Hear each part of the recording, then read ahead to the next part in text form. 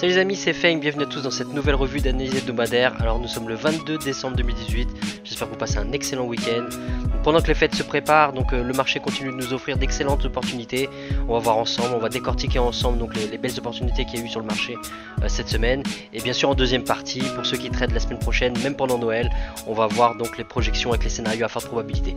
Allez, c'est parti. Too many thoughts on my mind, I can't sleep at night, so I just keep writing. I don't need no help, I don't need opinions, so don't waste my time then. I just been living online, my city don't show me no love and that's fine. Alors juste avant de commencer, je tiens à tous vous remercier pour votre soutien. Merci encore pour tous vos messages, merci pour vos encouragements. Pensez à mettre un petit pouce bleu, d'accord, ça me fait toujours plaisir et surtout, moi ça m'aide à développer la chaîne au niveau de YouTube parce que c'est un petit geste qui peut prendre quelques secondes pour vous, mais dites-vous qu'au niveau de YouTube, c'est un indice fort pour YouTube qui dit que vous aimez mon travail, vous aimez la qualité de mes vidéos et je vais tout simplement avoir plus de vues par rapport à ça et toucher plus de monde. Donc voilà, donc je compte sur vous. Merci encore pour votre soutien, merci pour vos petits pouces bleus, vos commentaires et c'est parti. Alors on commence par EURUSD. Donc cette semaine EURUSD, le marché a ouvert au niveau de ce bloc de contrat et donc même si c'est un scénario que j'ai pas mis, c'est vrai que là vous voyez on est sur un support institutionnel à 1,13, on a un bloc de contrat haussier, on a une englobante haussière qui ferme au-dessus, donc c'est vrai que la forte probabilité était à la hausse. Mais par rapport au scénario que j'ai mis, il y avait un piège, c'était de vendre le scénario rouge. Vous voyez, on avait de belles patterns ici, non seulement il y avait un bloc de contrat, mais il y avait aussi l'institutionnel à 1,14, on a ce beau pin bar qui nous permet de rentrer. On va peut-être pas rentrer ici parce que on a quand même la trendline qui pouvait contenir le prix. Mais si on rentrait à la fin de cette pattern ici, là, on se faisait avoir directement derrière. Maintenant, le risque, c'est vrai, c'est que si on rentre ici, on est déjà en plein milieu du range, quasiment entre 1,14 et 1,13. Et le stop loss risque d'être plus large. Et donc le ratio take profit, le risque profit, pardon, n'est pas bon. Et donc c'est certainement une opportunité qu'on ne prend pas. D'accord, donc souvenez-vous bien que même si les patterns sont belles, même si vous avez de beaux setups qui se réalisent au niveau de vos zones clés avec les patterns, donc les figures chartistes ou les patterns de chandelier japonais, etc., qui vous servent de signaux d'entrée, rappelez-vous que la dernière condition pour prendre un trade, ça reste quand même d'avoir un bon ratio risque-profit. Et il suffit que le ratio ne soit pas bon pour invalider complètement votre setup et qu'il n'y ait rien à faire. D'accord, donc ce setup là c'était un piège, mais si on regarde bien en termes de ratio risque-profit, c'est pas terrible.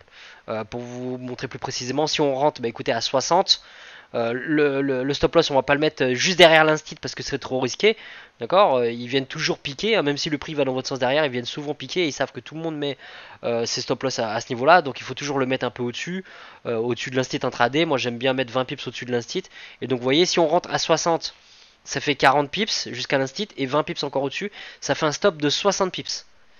Donc un stop de 60 pips pour 60 pips de take profit, si on vise le prochain instit, ça fait un ratio de 1 pour 1 et en gros il n'y a aucune raison de prendre ce trade là. D'accord, donc il y avait un piège, mais à la limite, bon, pour ceux qui rentrent en agressif, qui rentrent sur le 1,14, vous rentrez de manière agressive ici en vendant, vous avez un stop loss de 25-30 pips. Derrière, vous avez 100 pips de potentiel en take profit. Là, vous avez un bon ratio. À la limite, c'est plus risqué, mais ça vaut plus le coup de le tenter parce que la récompense en vaut la peine. D'accord. Donc ça, c'était le premier piège. En vente, un piège qu'on pouvait éviter si on fait attention au ratio risque-profit. Donc ensuite, le marché il décolle, il casse au-dessus, il revient. On peut se faire avoir sur une entrée agressive pour une cassure retest du 1,14.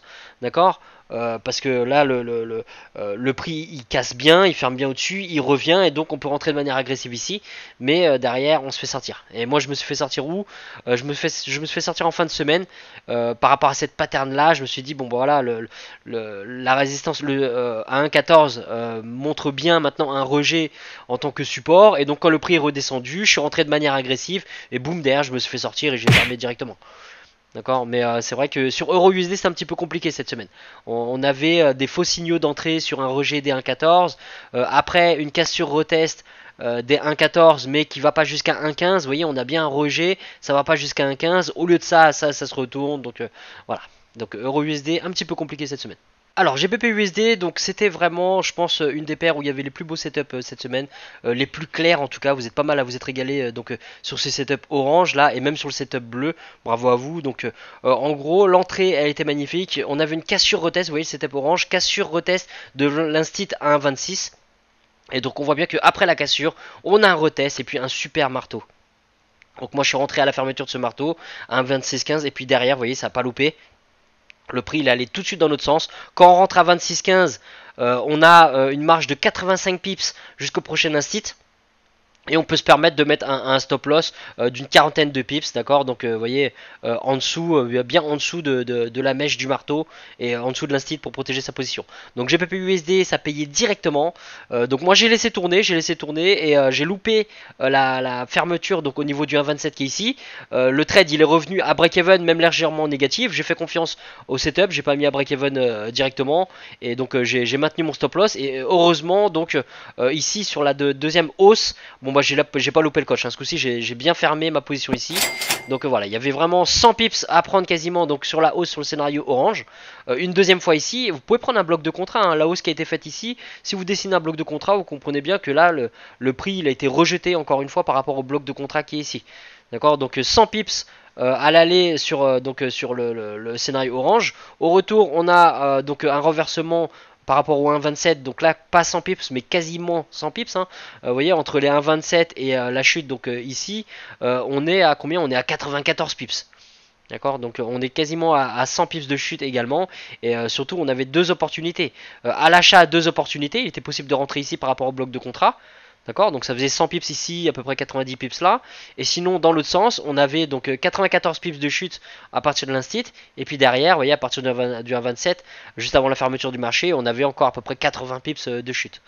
D'accord, donc deux opportunités à l'achat, deux opportunités à la vente. Il suffit d'en attraper une seule parmi ces quatre opportunités et pour faire votre semaine. Alors au niveau de UJ, donc il y a eu un beau setup aussi cette semaine. Donc ça je vais vous montrer. En gros le marché il ouvre ici et donc le marché chute. Est-ce qu'on a une cassure retest des 113? Non, le marché traverse complètement, chute. Et donc là on arrive sur scénario bleu. Scénario bleu, petit piège, il fallait faire attention.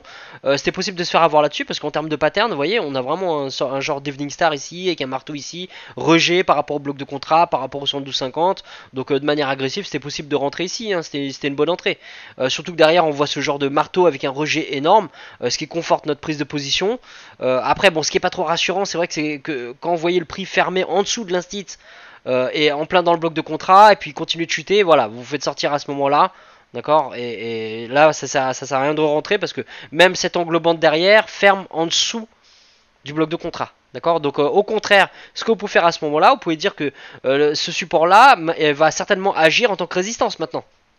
Donc c'est ce qui se passe derrière, et c'est là où moi je suis rentré de manière agressive aux alentours des 40, et derrière, bon, on a eu une très très belle chute, ça s'est bien passé.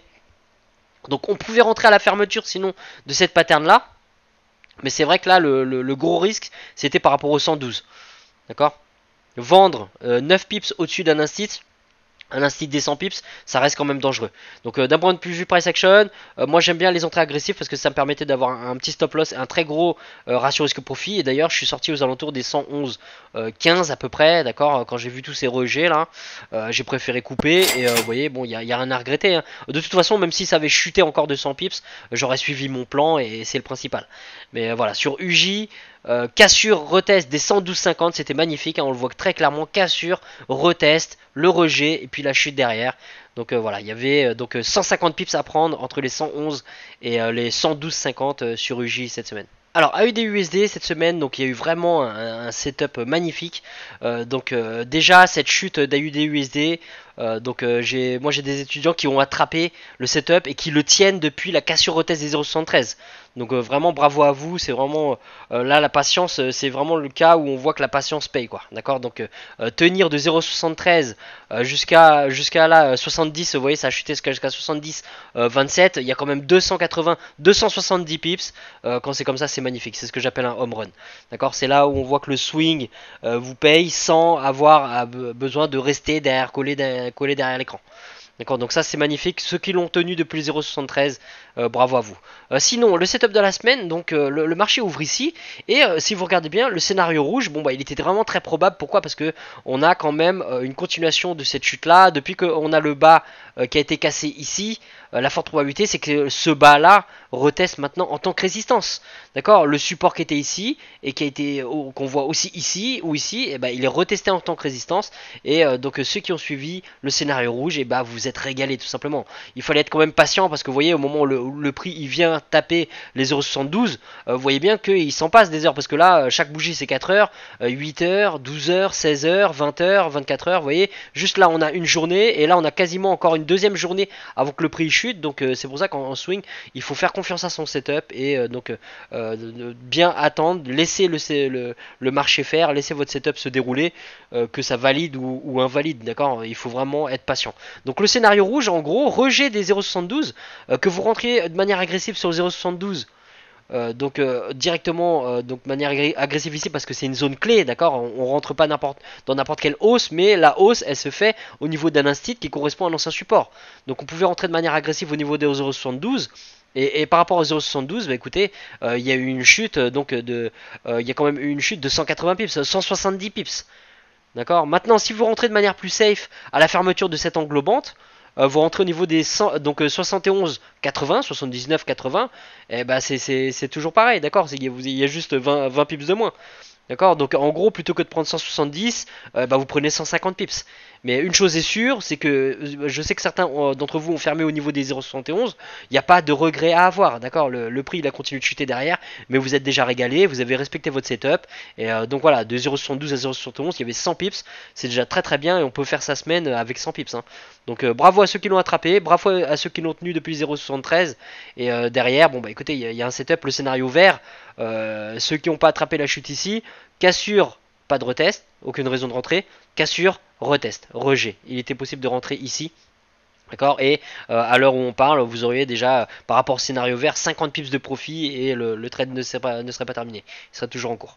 D'accord. Mais par rapport donc aux projections de la semaine dernière, écoutez, il y a 170 pips sur AUD/USD ou 50 pips si vous avez pris uniquement le scénario vert. Alors NZD/USD, donc pour cette semaine c'était un petit peu compliqué. Donc quand je dis que c'est compliqué, c'est que par rapport aux projections, par rapport au plan qui était fixé, le prix n'est pas forcément allé toucher les zones. Et donc à partir de là, le mieux c'est de se retenir. D'accord. Donc ceux qui ont réussi à attraper certains setups, bravo à vous parce qu'il y avait quand même des possibilités. Hein. Les plans que je fixe, vous pouvez très bien donc adapter par rapport à vos patterns, par rapport à vos setups. Donc vous voyez par exemple, j'ai pas mis le scénario de cassure retest des 0,68, mais c'est vrai que le marché étant ici, il y avait quand même une belle probabilité que le marché casse et reteste dans l'autre sens. D'accord. Et c'est ce qui s'est passé, on a une cassure, un retest, et après le problème c'est que si on attend la fermeture de cette bougie, bah c'est trop tard, le marché il est déjà là. Et puis après le scénario rouge de rejet, bah écoutez, le prix il monte pas jusqu'au 0,69, donc il n'y a pas vraiment de raison de prendre ce setup. Même si je vois un double top ici, même si je vois un beau marteau inversé ici qui tape les liquidités par rapport à ce hockey là, bon écoutez, ça correspond pas à mon setup, donc j'ai aucune raison de rentrer en sell par rapport à ça, en plein milieu du range avec un ratio risque-profit qui est un petit peu bancal. Donc là pas de scénario rouge. Ensuite scénario bleu turquoise, cassure, retest, donc en gros en dessous du 0,68. On a bien la cassure, bon elle est même un peu profonde la cassure, hein, mais au niveau du retest, et ben, vous voyez le prix il vient pas retester les 0,68. D'accord. Donc même si on a un marteau ici, un beau marteau ici, bon là on a un genre de spinning ou doji, donc c'est un peu de l'indécision, mais là on a un indice baissier, ici on a encore un indice baissier, là on a une englobante, donc c'est vrai qu'on pourrait rentrer ici, d'accord, donc en vente pour aller viser les 0,67, on serait toujours en profit dans le trade et en train d'attendre donc le déroulement du trade, mais donc moi je vous dis, même si on est dans un bloc de contrat qui peut avoir changé de rôle, donc un bloc haussier qui est en mode remise à zéro et qui maintenant serait un bloc baissier, et bien écoutez, moi c'est le genre de cas précis où je ne toucherai pas tant que le prix n'est pas allé taper les 0,68. Je me dirais toujours qu'il y a encore un max de liquidité dans ce coin là et que le risque en rentrant ici, même si là ça s'est bien passé, et ben la plupart du temps sur le long terme vous verrez que le risque en rentrant trop tôt dans le trade comme ça, c'est que au moment où ils vont aller taper les liquidités au-dessus de l'instit, même si vous avez raison et que le prix rechute derrière, et ben vous n'allez peut-être pas pouvoir assumer la profondeur de cette chasse au stop. Donc quand ils vont aller taper les liquidités, ils vont pas forcément aller taper pile au 0,68, ils peuvent très bien passer 10, 20, 30 pips au-dessus de l'instit, on ne peut jamais savoir à l'avance. D'accord. Il y a quelques semaines, GBP/USD, ils sont partis taper 50 pips au-dessus de l'instit. d'accord, avant de rechuter derrière, et ça a fait une mèche énorme. Donc c'est pour ça que vous pouvez être dans le bon sens. Si vous rentrez ici et que vous chassez le prix parce que vous n'avez pas voulu attendre un rejet de l'instit, et bah derrière, si ils vont chercher les liquidités, et bah vous vous ferez sortir. Bon, après vous avez toujours la solution de re-rentrer, mais c'est dommage de se prendre une perte alors qu'il suffisait d'être patient et d'attendre justement qu'ils aient tapé les stops avant de rentrer dans le trade. D'accord. Et le risque c'est quoi? C'est que bon bah à vous retenir parce que le setup n'est pas clean, bah le prix part sans vous et puis basta, tant pis. D'accord. Vous laissez tomber, le prix est parti sans vous, mais votre discipline est plus importante que de chasser n'importe quel trade parce que c'est le genre de comportement qui à long terme vous feront perdre vos sous. Alors USD4 cette semaine, donc il y a eu vraiment encore un home run, donc là c'était vraiment très très beau, un petit peu comme sur AED USD, UJ, là c'est le genre de setup magnifique où il n'y a pas d'ambiguïté, donc beaucoup d'entre vous ont attrapé cette cassure retest, donc vraiment bravo. Donc vous voyez, cassure retest, scénario violet, cassure retest de l'institutionnel à 1,34, invalidation du bloc de contrat, donc le prix passe au-dessus, la cassure, bon elle est encore un peu timide ici, mais derrière, vous voyez, on a ce marteau qui nous permet de rentrer, on a cette bougie de force haussière qui nous montre que les institutions maintiennent le prix maintenant au-dessus du 1,34 et que le 1,34 est maintenant un support. D'accord, donc il était possible de rentrer là. Ceux qui sont rentrés sur le 1,34, écoutez, c'est simple, hein, il y avait 200 pips de hausse jusqu'à la fermeture du marché. Et c'est là où il faut vraiment être patient. Et c'est le genre de setup où vous pouvez être patient. Et je vais vous dire pourquoi. Vous pouvez être patient, pourquoi? Parce que là, vous avez la tendance qui vous pousse dans le dos. D'accord, là, vous avez vraiment la tendance qui est avec vous. Et quand vous avez la tendance dans votre sens, c'est le genre de cas où vous pouvez verrouiller une portion de votre profit, par exemple au premier obstacle à 1,35, et puis laisser tourner.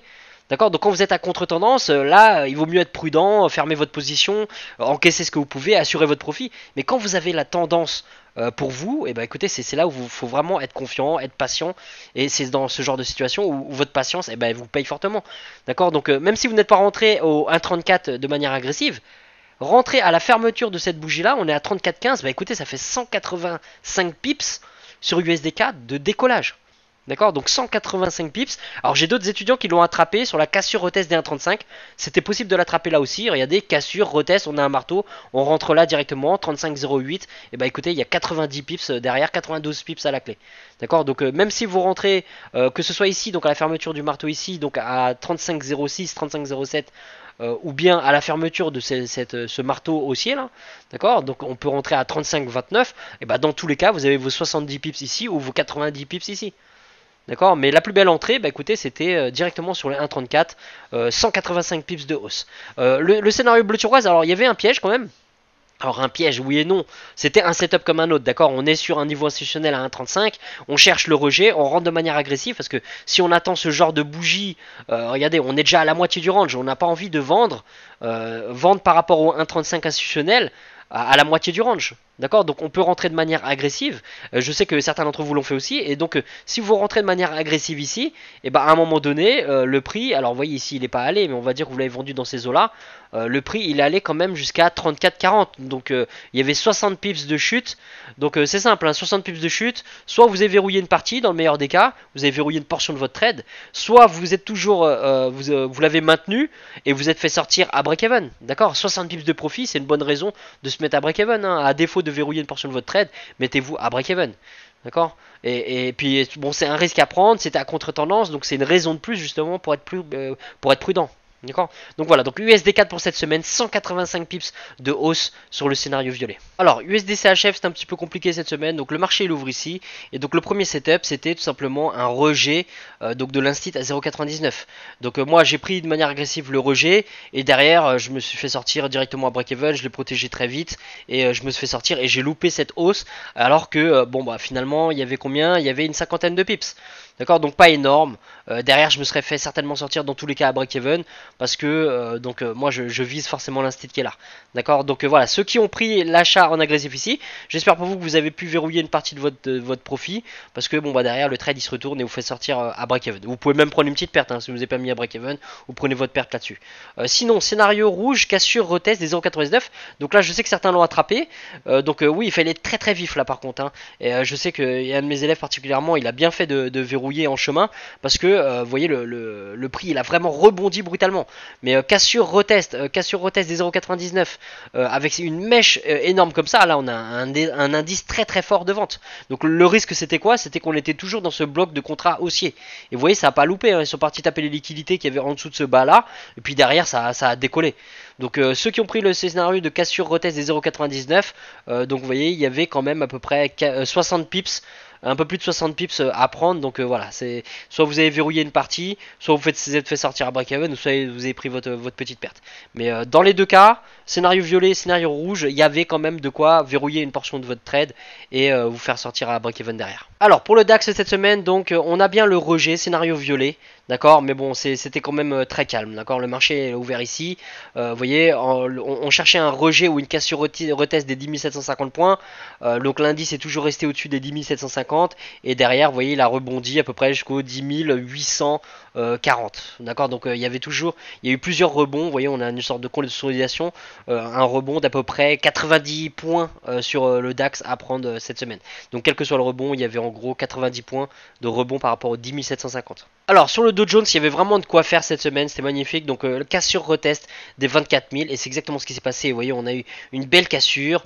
Là, il fallait patienter. Le retest, il a pas eu lieu. Et puis au moment où c'est parti piquer, que ce soit ici ou ici, il était possible de rentrer donc sur un sell à forte probabilité. Et entre les 24 000 et le prix de fermeture, ben, vous voyez, il y a quand même 1500 points, un peu plus, même 1570 points de chute. Donc là-dessus, il était facile d'attraper au moins 500, voire 1000 points en fonction des niveaux donc de verrouillage de vos trades, d'accord, en fonction du management de vos positions. Il était possible de capitaliser sur toute cette chute là en prenant une cassure retest donc des 24 000 points. Alors sur le Nasdaq cette semaine, c'est un petit peu comme sur le Dow Jones, cassure retest des 6500 points. D'accord, donc vous voyez c'est vraiment très clair, on a une cassure dès l'ouverture du marché, derrière on a le retest, on a le rejet, on a le marteau qui est là, donc là ça peut prêter à confusion parce qu'on a quand même deux marteaux donc vous voyez qui sont dans le sens opposé, mais derrière donc il était possible d'attraper entre les 6500 avec un ratio risque-profit vraiment intéressant parce que vous voyez vous rentrez de manière agressive sur les 6500, votre stop loss il est quoi, il est allé à 100 points au-dessus et puis derrière vous visez au moins 250 points, donc votre ratio risque-profit il est vraiment bon. Et donc vous voyez si vous êtes patient sur le Nasdaq, il y a eu une chute quand même des 6500 points, il y a eu une chute de 450 points jusqu'au prix de fermeture, d'accord. Donc à partir de là, sur 550 points, il était possible largement d'attraper déjà entre les deux instits au moins 250 points, d'accord, mais bon, vous pouviez attraper 300-400 sur les 550 sans problème. Alors sur le S&P 500, donc il y a eu plusieurs setups, donc cassure retest des 2600, donc là c'est pas très clair, surtout qu'après ce marteau là on n'a pas forcément envie de vendre, mais derrière donc le setup est bon, il était possible d'attraper un rebond ici, d'accord, à l'achat, donc quand même le S&P est monté jusqu'à 2592, donc vous voyez il y avait à peu près 42 points de hausse si vous aviez acheté par rapport à cette pattern là. Sinon cassure retest donc des 2550 points, donc si on rentre à la fermeture de cette magnifique englobante, donc on peut profiter de la baisse. Faut faire attention, bon là ça a bien chuté donc j'ai pas eu le temps de mettre les lignes, d'accord, mais en gros c'est vrai que là on est à 15 points de l'instit des 2500, fallait faire attention. Et d'ailleurs vous voyez il y a eu un petit rebond derrière, mais ça n'a pas empêché derrière de chuter, donc il était possible de rentrer à la fermeture de l'englobante qui est ici, d'accord, donc pour à peu près une centaine de points sur le S&P 500. Sinon autre pattern, écoutez on avait ce marteau qui est ici, donc qui nous montre donc un rejet une fois de plus, et il était possible de rentrer à la fermeture du marteau de 1481 points, vous voyez, donc pour à peu près 70 points de chute sur le S&P 500. Mais sinon le plus beau setup c'était la cassure et retest ici avec l'englobante qui est là, qui était un petit peu risqué par rapport aux 2500 instits, donc fallait garder l'œil ouvert, mais il était possible d'attraper la chute, donc en gros entre les 2515 et 2410, donc en gros 100 points de chute sur le S&P 500. Alors les projections pour EURUSD cette semaine, donc là vous voyez on est un petit peu, enfin on n'est pas au milieu du range, mais on est quand même loin de l'instit 1.14 et 1.13, d'accord, donc on va regarder quand même à faire attention, voir est-ce qu'on a un pullback et un rejet des 1.14, d'accord, surveillez bien cette zone là qui pourrait correspondre aussi avec la trendline, voir est-ce que le prix va repasser au-dessus de la trendline ou rester en dessous, le price action nous l'indiquera, donc il vaut mieux être patient. Sinon, dans le cas d'une chute, c'est là où on voit qu'il faut surtout pas chasser le prix, d'accord. Il vaut mieux pas chasser le prix parce que déjà on pourra avoir un retracement avant la vraie chute, ok. Donc on n'a pas envie de maintenir tout ça en drawdown. Et surtout, donc en chemin, on voit qu'on là, on est en plein sur un bloc de contrat qui a déjà fait un petit peu réagir le prix, hein. Vous voyez le petit rebond avant la fermeture du marché. Donc on a un bloc de contrat qui est ici, donc il peut y avoir des gros poissons qui sont là pour défendre leur position d'achat qui a fait cette hausse là. Donc on ne sait pas, est-ce qu'ils ont largué leur position et maintenant ils vont pas réagir ici, ou est-ce qu'ils vont réagir, on ne sait pas, on verra bien. Donc faites bien attention, on a un bloc de contrat, on a un point pivot mensuel, et donc on va surveiller plutôt les réactions au niveau du 1.14 ou au niveau du 1.13. D'accord, donc surveillez aussi le niveau de retracement du Fibonacci parce que vous voyez, donc après cette hausse là, on a un retracement. Pour l'instant, on est pile au 62, enfin quasiment au 62.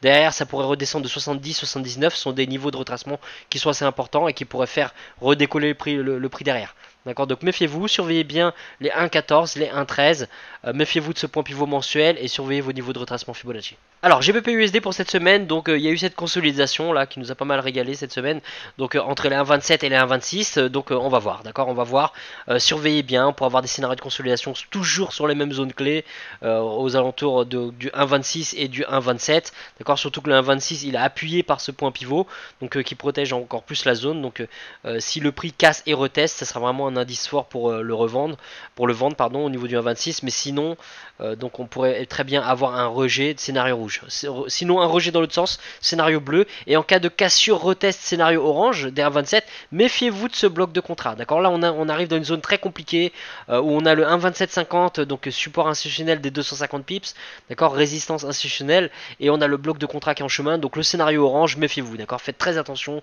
attendre que le bloc soit invalidé, ça vous ramène à cet obstacle là, donc c'est très compliqué. Si vous rentrez dedans, méfiez-vous, passez vite à break-even, protégez votre position, verrouillez une portion de votre profit le plus tôt possible, parce que là c'est quand même une zone très, très dangereuse en termes de rejet possible. Alors pour UJ cette semaine, donc on est au niveau du support institutionnel à 111, on a déjà un beau rejet, vous voyez avec ces mèches là, on va voir, d'accord, parce qu'on est quand même entre ce support institutionnel et le point pivot mensuel S2, donc on va voir ce qui se passe. Surveillez bien, alors ceux qui traitent dans l'intraday, ouais, vous pouvez surveiller ce point pivot mensuel. Si on a une cassure retest du haut du range, pourquoi pas l'acheter? D'accord, mais sinon le scénario en swing, ça serait une cassure retest à la vente du 111 en se méfiant bien sûr de ce point pivot S3.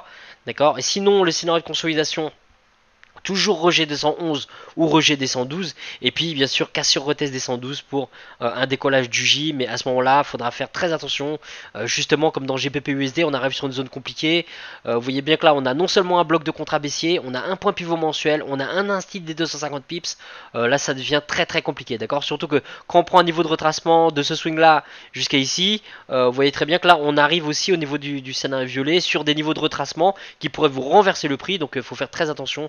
Là ça devient compliqué, d'accord, donc une continuation de la baisse, scénario rouge ou un rejet du scénario par rapport au scénario bleu, ça serait beaucoup plus simple à prendre, mais si le prix décolle jusqu'au 112, et surveillez bien cette zone là. Le scénario vert aussi est pas mal parce que ça nous permettrait d'avoir une continuation de la chute, d'accord, après avoir pris un beau retracement dans une zone optimale des retracements du Fibo, ok, mais le scénario violet, bon, faites très attention, d'accord, passez vite à break-even, quitte à sacrifier votre trade, vous voulez pas vous prendre ce retournement derrière, quoi. Alors AUD/USD cette semaine, donc après cette belle chute, d'accord, déjà cassure retest des 0,73, cassure quasi retest des 72,50, mais bon, le retest il s'est fait sur le point pivot. Ensuite, donc la semaine dernière, cassure retest des 0,72. Là on a une cassure retest des 0,71, écoutez, on va voir, prochain objectif éventuellement 0,70 à ce niveau là, est-ce qu'on va avoir un rejet, est-ce qu'on va avoir une cassure retest, méfiez-vous de ce point pivot mensuel S2 qui pourrait contenir le prix, donc dans le cas du scénario vert. Sinon si le prix remonte, écoutez, on pourrait encore avoir un autre rejet, ça pourrait tout simplement être une cassure pour un nouveau retest, scénario rouge au niveau des 0,71, on va regarder les patterns du price action à ce niveau là, et dans le cas donc d'un décollage et d'une cassure retest mais donc haussière par rapport au 0,71 instit, et on va tout simplement faire très attention à ce point pivot mensuel, d'accord, qui pourrait contenir le prix. Alors pour NZDUSD cette semaine, donc là on est vraiment au niveau de l'instit à 0,67, on va surveiller donc cette zone là. En cas de cassure retest du 0,67 scénario bleu pour une vente, faites bien attention, on a le bloc de contrat, on a le point pivot, donc ça reste dangereux. Donc je vous dis pas de ne pas le prendre, je vous dis juste de garder un œil, d'accord, d'être attentif au fait que si le price action vous montre des rejets par rapport au bloc de contrat, et ben sortez de là, ça sert à rien d'insister, d'accord. Donc faites bien attention au niveau du bloc de contrat et au niveau du point pivot. Sinon NZDUSD, donc s'il décolle, on pourra avoir un rejet. Alors je l'ai mis au niveau du 0,68 instit, d'accord, pour pas mettre 15 000 flèches, mais on pourrait très bien avoir un rejet au niveau du point pivot. D'accord, donc surveillez bien les patterns du price action et vous verrez donc clairement si vous avez un indice pour le vendre ou pas. Si c'est pas clair, eh ben, c'est qu'il n'y a rien à prendre tout simplement, d'accord. On veut des setups clean et c'est pour ça qu'il faut qu'il y ait absolument aucune ambiguïté par rapport au scénario, d'accord, par rapport au pattern du price action. Si le scénario violet donc se réalise, donc on a une cassure de l'instit à 0,68, bah, écoutez, on a non seulement une cassure de l'instit, mais donc on a aussi une cassure de la trendline, d'accord, et on va attendre, sans chasser le prix, on va attendre un pullback, un retracement et un rejet au niveau des 0,68 pour se positionner, que ce soit en agressif ou semi-agressif ou safe.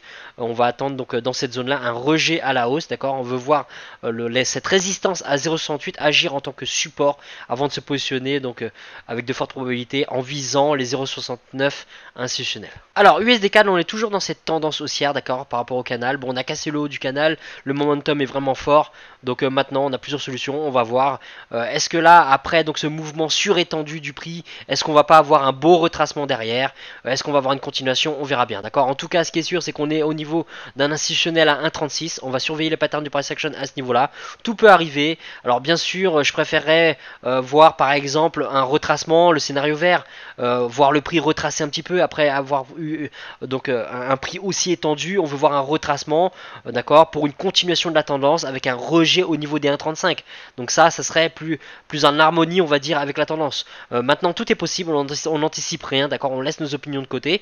Et donc même si donc on n'a pas de scénario vert, on peut très bien avoir tous les autres scénarios. On peut avoir donc par rapport à la projection bleu turquoise un rejet des 1,37.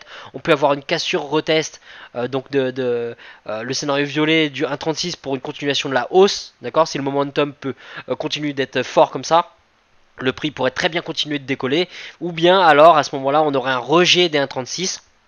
Il nous ferait des patterns de rejet au niveau du 1,36, pourquoi pas un double top par exemple, et puis derrière rentrer sur une belle engulfing baissière, un beau pin bar baissier. Le tout ça sera de faire attention quand même au niveau du point pivot mensuel, au niveau de la trendline et au niveau de l'instit, d'accord. Et j'ai rajouté aussi le bloc de contrat parce que tous ces éléments là pourraient justement agir par rapport à une continuation de la tendance. Et ce qui c'est la forte probabilité, si vous voulez, elle est là.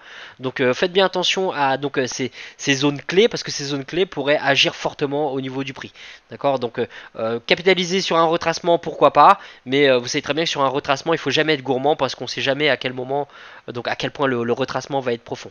D'accord, donc sur USD4, surveillez bien les zones 1,36, 1,35, le bloc de contrat et le point pivot mensuel. Alors sur USD-CHF, donc là le prix est repassé au-dessus des 99 institutionnels, on est même quasiment au milieu du range entre 99 et 1. Donc maintenant on va attendre, on va surveiller ces deux zones clés. On sait très bien que là on a un bloc de contrat baissier qui est assez fort et qui a fait déjà réagir pas mal de fois le prix. Donc vous doutez bien que si le prix revient ici, il pourrait être rejeté encore fortement, mais il peut très bien casser, retester. On a un point pivot mensuel, donc en tout cas c'est une zone très très forte à surveiller.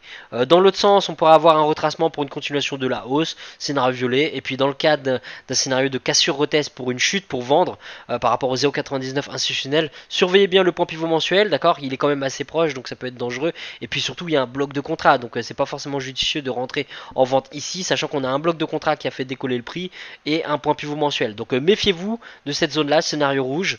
Si vous rentrez après le bloc, alors surveillez bien que vous avez un bon ratio risque profit quand même par rapport au take profit qui sera au niveau des 0,98. Donc voilà, faites attention au scénario rouge et sinon les autres scénarios, cassure retest ou consolidation. Alors les niveaux à surveiller au niveau du DAX pour cette semaine, donc 10 750 institutionnels et 10 500. D'accord, donc on peut avoir très bien des consolidations donc à ces deux niveaux là. On est en plein sur un pivot mensuel, d'accord, donc on va voir ce qui se passe. J'éviterai de trader en plein milieu du range, à moins que ce soit de l'intraday.